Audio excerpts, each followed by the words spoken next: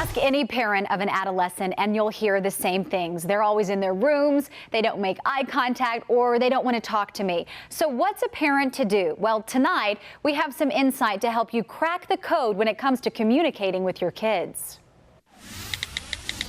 Many parents feel like this is the only way to get through to their kids, by texting. So we ask nationally recognized tween expert Michelle Icard for some concrete ways to improve communication. So when is the best time to talk to your children? Surprisingly, when you're in your car, it's a great time to talk to your kids because you're not making eye contact. And no eye contact means less pressure. A good idea when you consider research shows that kids can't read facial expressions. Icard suggests applying the Botox brow technique. And that simply means pretend that you have been pumped full of too much Botox and you cannot squinch up your forehead. Okay. When you squinch up your forehead like this, you may think that you're expressing empathy or interest. Your child reads it as anger every single time. Yep. She says actually scheduling time to talk to your kids works well, especially for boys. By the time your kids are 9, 10, 11, you don't have to talk about things right when they happen. So you might say something like, hey, I noticed you were having a tough time with your friend today when he was over.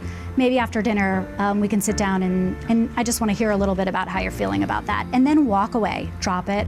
Too often, parents of girls add to the problem by, without realizing it, something she calls interviewing for pain. So when your child comes home from school and you start asking about all the things you're worried about, who did you sit with at lunch today? What were people talking about when you were in the hallway at school? And are those kids still being mean to you? And those kinds of questions where you're really trying to dig deep to see if there's an emotional issue can actually be more burdensome to your child. I think what girls want to know from their moms is that their moms are not burdened by the emotional happenings of their daughters' lives. She recommends parents get a hobby. That's a great way to model for your kids that you're engaged in your life and in the lives of others and that you don't depend on them for your happiness. That's just a big burden for a kid to carry. Of course, when in doubt about how to handle a situation with your kids, just ask. Ask your child, how involved do you want me to be? Do you want me to give you advice? Do you want me just to listen?